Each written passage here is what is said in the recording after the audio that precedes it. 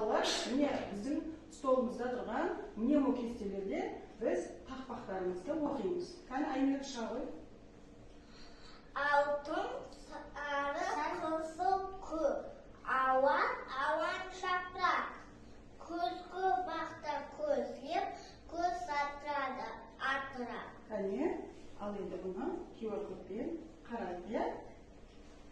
Қане, Аймира дұрыс айтты ма, айтпады ма? Фотоға түсіресіз? Ал енді барлығымыз тыңдаймыз.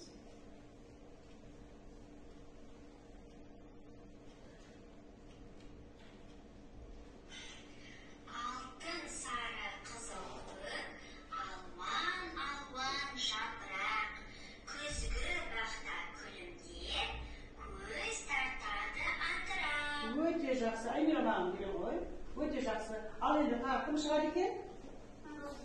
Мансұр, Аймира мына жаққа тұра қой.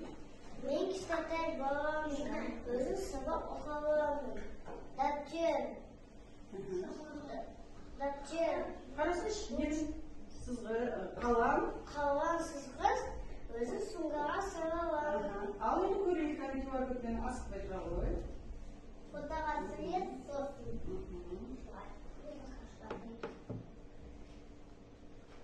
Қане, QR кодпен қарайықшы.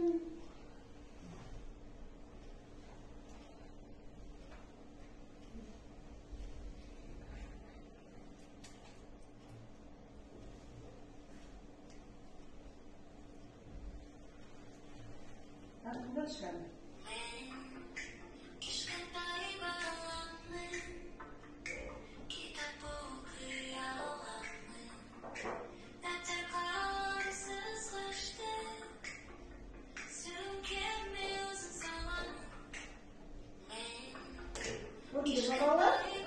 Қызбеке? Өте тамаша. Дәптер қалам сызғышты, сөмкеме өзім саламын. Өте тамаша. Рахмет. Бізге музыкамен айтып берді. Қане тұра қойыңдар. Қане.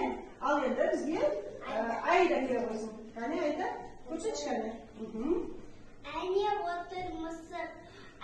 отыр мысық, өзі қандай қызық, ол маған қарайды, бір көзін қысып. Өте тамаша. Ал енді, ал тоқтай тұршы. QR кодты қарап алайық. Міне, Вот. Наши дети,